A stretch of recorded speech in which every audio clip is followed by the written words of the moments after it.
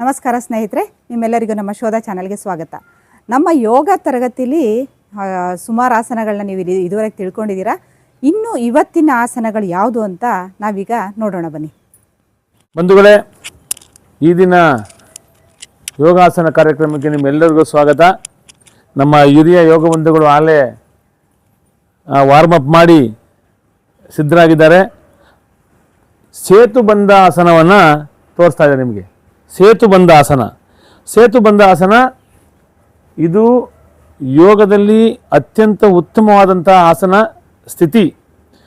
ಯೋಗ ಬಂಧುಗಳಿಗೆಲ್ಲ ತಿಳಿಸ್ಬೇಕಾಗಿರುವಂಥ ವಿಚಾರ ಏನಪ್ಪ ಅಂತಂದರೆ, ಸೇತುಬಂಧ ಅಂತಂದರೆ ಸೇತುವೆ ಆಕಾರದಲ್ಲಿರ್ತಕ್ಕಂಥ ದೇಹ ಸ್ಥಿತಿ.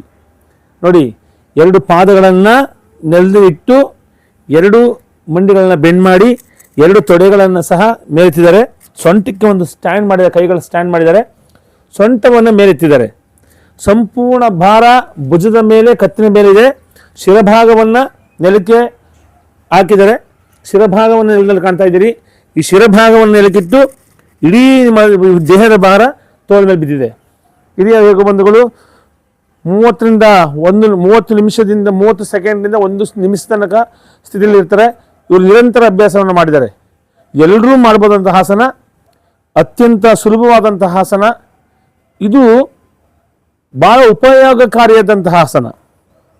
ಈ ಆಸನವನ್ನು ಮಾಡೋದ್ರಿಂದ ನಮ್ಮ ಜಠರದ ಭಾಗದಲ್ಲಿ ಬೆನ್ನಿನ ನೋವಿದ್ದರೆ, ಭುಜದ ನೋವಿದ್ದರೆ ನಿವಾರಣೆ ಆಗ್ತದೆ. ಬಂಧುಗಳು 1 ನಿಮಿಷ ಆಗಿದೆ, ನಿಧಾನಕ್ಕಿಡಿಸಿ. ಬಂಧುಗಳೇ, ಈ ಆಸನವನ್ನು ಮಾಡಬೇಕಾದ್ರೆ ಸ್ವಲ್ಪ ಮುನ್ನೆಚ್ಚರಿಕೆಯನ್ನು ವಹಿಸಬೇಕಾಗಿರ್ತದೆ. ಉದರ ಭಾಗದಲ್ಲಿ ಶಸ್ತ್ರಚಿಕಿತ್ಸೆ ಆಗಿದ್ದರೆ, ಎದೆಯ ಭಾಗದಲ್ಲಿ ಶಸ್ತ್ರಚಿಕಿತ್ಸೆ ಆಗಿದ್ದರೆ, ಮತ್ತು ಭುಜದ ಭಾಗದಲ್ಲಿ ಶಸ್ತ್ರಚಿಕಿತ್ಸೆ ಆಗಿದ್ದರೆ ಮಾಡಬಾರ್ದು. ಮತ್ತು ಗರ್ಭಿಣಿಯ ಸ್ತ್ರೀಯರು ಈ ಆಸನವನ್ನು ಮಾಡಬಾರ್ದು. ಈ ಆಸನವನ್ನು ಮಾಡೋದ್ರಿಂದ ದೇಹಕ್ಕೆ ಹೆಚ್ಚು ಉಪಯೋಗ. BP ಇರೋರು ಇದನ್ನು ಮಾಡಬಾರ್ದು. ನಮ್ಮ ಏಕಾಗ್ರತೆ ಜಾಸ್ತಿ ಆಗ್ತಾ ಹೋಗ್ತದೆ. ಮತ್ತು ರಕ್ತ ಸಂಚಾರದಲ್ಲಿ ಸ್ವಲ್ಪ ಏರುಪೇರಾಗೋದ್ರಿಂದ ಸಂಪೂರ್ಣ ರಕ್ತ ಸಂಚಾರಗಳು ತಲೆಯ ಭಾಗಕ್ಕೆ ಸಂಚಾರ ಆಗೋದ್ರಿಂದ ನಿಮ್ಮ ಬುದ್ಧಿಶಕ್ತಿ ಜಾಸ್ತಿ ಆಗುತ್ತೆ.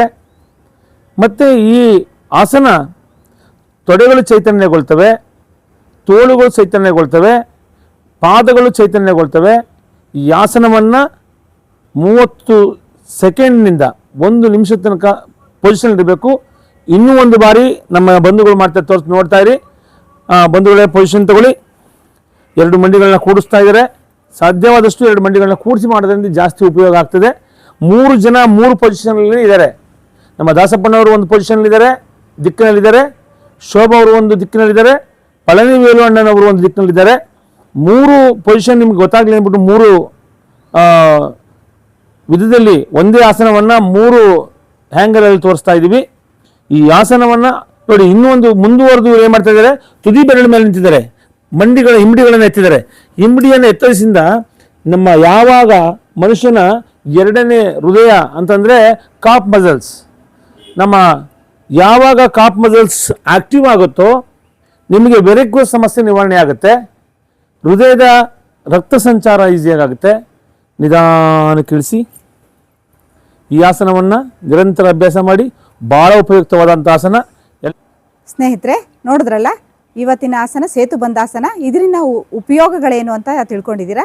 ನೀವು ನಮ್ಮ ಜೊತೆ ಟ್ರೈ ಮಾಡಿ, ನಿಮ್ಮ ದೇಹಕ್ಕೆ ಒಳ್ಳೆಯ ಅನುಕೂಲ ಆಗುತ್ತೆ. ಇವತ್ತಿನ ನಮ್ಮ ಯೋಗಾಸನದ ಆಸನಗಳು ಇಷ್ಟ ಆಗಿದ್ದರೆ, ಯಾರು ಇನ್ನೂ ನಮ್ಮ ಚಾನಲ್ನ ಸಬ್ಸ್ಕ್ರೈಬ್ ಮಾಡದೆ ನೋಡ್ತಾ ಇದ್ದೀರಾ ಅವರು ದಯವಿಟ್ಟು ಸಬ್ಸ್ಕ್ರೈಬ್ ಮಾಡಿ, ಪಕ್ಕದಲ್ಲೇ ಇರೋ ಬೆಲ್ ಐಕನ್ನು ಒತ್ತಿ ಶೇರ್ ಮಾಡಿ. Thank you.